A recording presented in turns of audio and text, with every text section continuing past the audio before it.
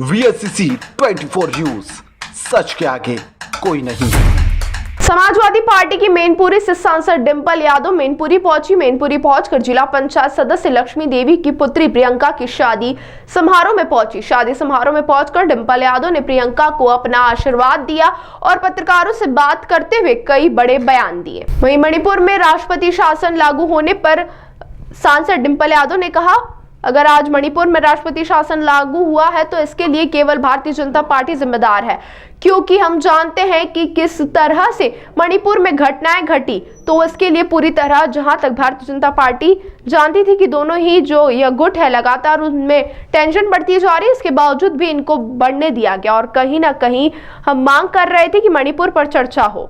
तो वहीं अखिलेश यादव द्वारा पुलिस प्रशासन पर की गई टिप्पणी कि उन्हें भाजपा की टोपी लगा लेनी चाहिए, जिसको लेकर सांसद डिंपल यादव ने बयान दिया है। जिस तरह से पूरा मिल्कीपुर का चुनाव हुआ और करहल में भी चुनाव हुए, यहाँ हमने देखा कि पूरा शासन प्रशासन टारगेट की तरह काम कर रहा है कि सरकार जीत जाए, भारतीय जनता पार्टी के जो कैंडिडेट है वह जीत जाए।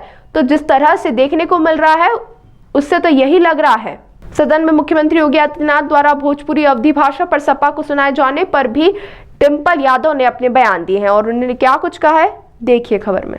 मुझे नहीं लगता है कि समाजवादी पार्टी ने कभी भी अवधी भाषा का विरोध किया है या कोई भी भाषा का विरोध किया है, और नेताजी ने तो हमेशा हिंदी भाषा को बढ़ाने की बात करी और हमेशा सदन में हिंदी भाषा को लेके कई अपने व्यक्तित्व दिए हैं, अपने विचार पेश करे हैं। मैडम, योगी जी का एक बड़ा बयान भी वहाँ पे दिया हुआ है। उन्होंने बताया समाजवादी पार्टी का दोहरा चरित्र है, अपने बच्चों को तो इंग्लिश मीडियम में पढ़ाते हैं और दूसरों को बोलते हैं कि मुसलमानों की दरगाह में जाएं और वहाँ पे स्कूल चलाएं और उर्दू सीखें।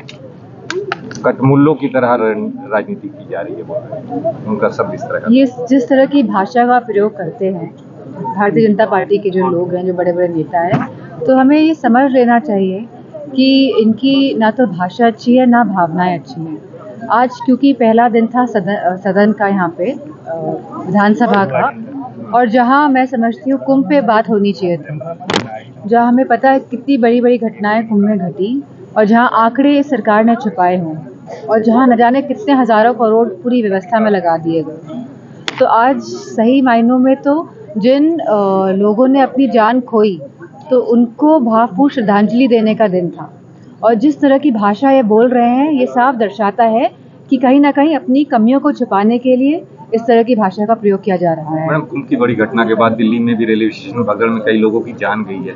क्या लगता है कि बीजेपी सरकार या केंद्र सरकार क्या व्यवस्थाओं में चूक रही है लोगों? क्योंकि कहीं ना कहीं केंद्र की सरकार भी ट्रेनें चला रही थी, तो जिस तरह ट्रेनें चलाई गई तो मैं समझती हूँ जहाँ आप कह रहे हैं कि 60 करोड़ लोग कुंभ में जाएंगे, जहाँ आप समझ रहे हैं कि देश की आबादी लगातार बढ़ती जा रही है, जहाँ 60 करोड़ लोग का अनुमान था कि कुंभ में जाएंगे और जहाँ ट्रेनों की संख्या बढ़ाई गई, तो व्यवस्थाएं भी बढ़ानी चाहिए थी उसी हिसाब से।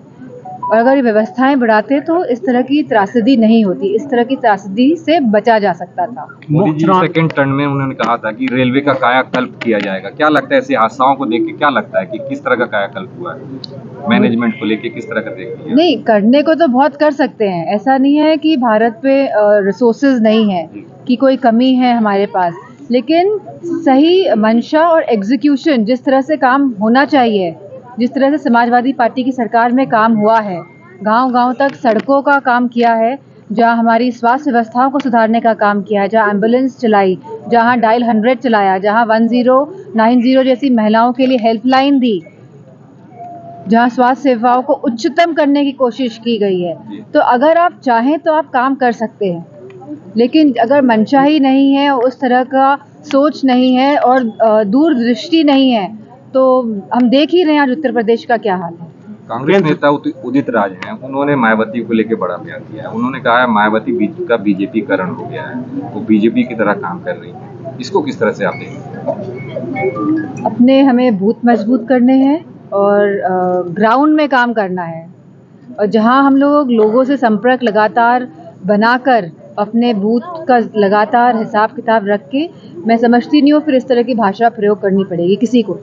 मायावती की कार्यशैली को देख के उदित राज जी बोल रहे हैं कि इन लोगों का गला घोटा जाना चाहिए, इनको बैठा देना चाहिए। ये उनके खुद के विचार हैं और किसी भी बड़ी नेता के लिए इस तरह के विचारों से ना हम साथ देते हैं ना समर्थन करते हैं, बल्कि इसकी घोर निंदा करते हैं 2027 इस तरह के व्यक्तित्व की। 2027 के चुनाव की तैयारियां अभी से चालू हो गई हैं। 2000 अखिलेश 2027 के चुनाव के लेकर अखिलेश जी ने भी बताया लोगों को सड़कों में आने की जरूरत है, अब युद्ध आर पार का होगा।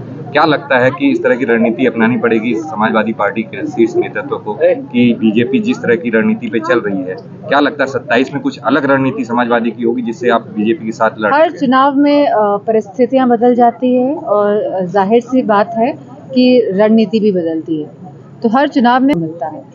केंद्र सरकार ने चुनाव आयोग का गठन कर दिया, चुनाव घोषित कर दिया आयोग को अध्यक्ष। चुनाव आयोग नया नियुक्त हुआ है, जबकि उससे पहले चीफ जस्टिस को बाहर किया गया था उसमें, इसका विरोध सब तमाम पार्टियां कर रही हैं। सबने विरोध किया क्योंकि जहाँ पे एक तरफ होम मिनिस्टर होंगे, एक तरफ खुद प्रधानमंत्री होंगे और जहाँ एक तरफ ऑपोजिशन का एक लीडर होगा, तो अगर आप मैच खेलेंगे तो आप पहले से अपने आप को आगे रख रहे हैं, तो अगर 3 लोगों का मैच है तो 2 लोग तो एक पक्ष के हैं।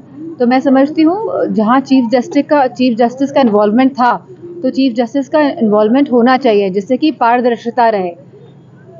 इसको लेकर अपोजिशन सुप्रीम कोर्ट भी गया था, इसकी हियरिंग जल्दी ही होने वाली थी। नहीं होनी चाहिए क्योंकि ये बहुत इम्पोर्टेंट है।